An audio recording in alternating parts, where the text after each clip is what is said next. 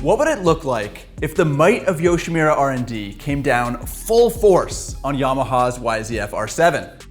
Well, you're looking at it.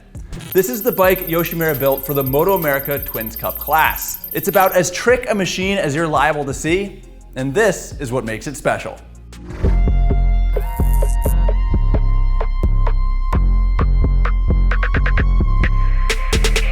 A proper race bike needs to have precise handling and plenty of power. So Yoshimura invested a lot of engineering and development time into the chassis and suspension, as well as the engine.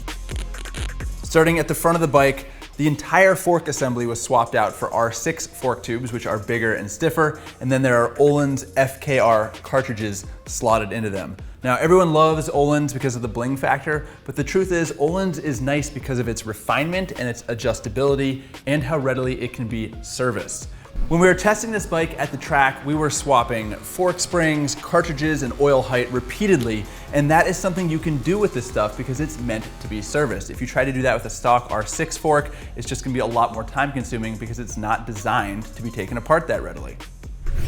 We've got Öhlins hardware at the back of the bike, as well as some fancy and very clever pieces of custom componentry. So Öhlins TTX fully adjustable shock, but it's pivoting on a one-off custom piece of linkage that Yoshimura designed and manufactured. The goal being to change the behavior of the motorcycle while it's coming out of corners and you're on the gas.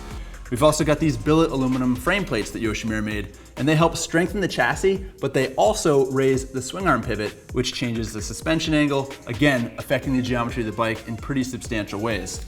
So when Yoshimura entered the R7 project, they had geometry figures that they knew would work, so they had to implement a lot of components and custom parts to make that happen. So we're talking about head angle and trail figure, we're talking about swing arm angle, wheelbase, and a lot of other factors.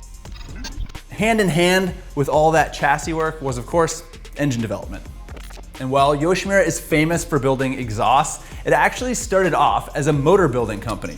So this R7 engine has a lot of go-fast parts. It's got custom machined billet camshafts from Yoshimura in Japan. It's got a fully ported cylinder head. It's got bored throttle bodies. It's got high compression CP pistons and Carrillo rods and an A-Racer ECU and a bunch of other stuff that the race team probably doesn't want me to tell you about. But the upshot is that in combination with a full titanium race exhaust and the spec MotoAmerica fuel, this engine is making about 100 horsepower. That might not sound like much when there are 200 horsepower Panigales and S1000 RRs on showroom floors, but when you consider the fact that the R7 starts life with just 68 horsepower, that 100 horsepower represents an output increase of almost 50%. On top of that, it's extremely linear and tractable and easy to ride. So it's not peaky and it's not difficult to modulate like inline fours, such as the R6 that all of you are probably wanting to compare it to. So compared to a stock YZF-R7, this Yoshimura race bike is much more precise and a whole lot faster. It's also quite a bit lighter.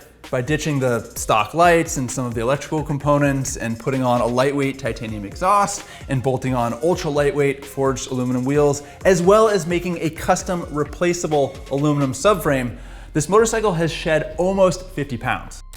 So while stock R7 weighs 414 pounds with a full tank, this bike weighs only 360. Yoshimura has been working on this bike for over 8 months, so there's a lot of stuff we haven't even touched on yet, like the Brembo calipers and the full floating Sunstar rotors, which are just absolutely insanely strong. We've also got telemetry on the front and rear suspension, as well as ride data for the chassis and for the engine. Basically a whole bunch of streams of data that reveal just how much faster I could and should be riding the bike. But my favorite aspect of this R7 has got to be the cockpit. It's entirely specialized and custom. Literally, the only stock part is the stop-start switch, and the rest of it was designed based on input from the team and what I wanted as a rider. So we've got the aim dash, we've got a quick turn throttle, we've got a remote adjuster for the front brake. It's all just very specialized. It's my home away from home, and I love it. Other than that, we've got, oh, how could we forget this insane asymmetric paint job by Troy Lee Designs. I mean, it's the craziest thing I've ever seen. And you're looking at it from that side, you've got these wild colors, but why don't you come around over here and look at this entirely different color scheme on the left side of the bike versus the right side of the bike. And this is not a wrap, people. This is real paint done by hand. It took Troy Lee's painter 6 weeks to do this and a second set of bodywork and 2 helmets. Riding the R7 and working with the Yoshimura team was so much fun. I mean, it was a dream come true. But in all honesty, it was a little overwhelming and intimidating to start with, but I did learn to enjoy the development process. Working with the crew chief and the techs to test the suspension and that linkage and tire compounds and engine braking maps and basically just experiment extensively, but in a very regimented way. It was really satisfying and also incredibly educational.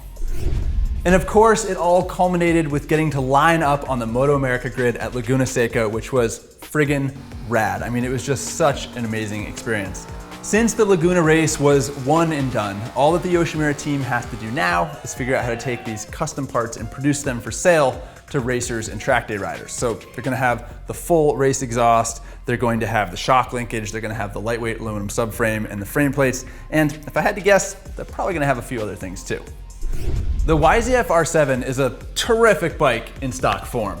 And now you've seen what the platform has the potential to be when a company like Yoshimura takes it to the next level.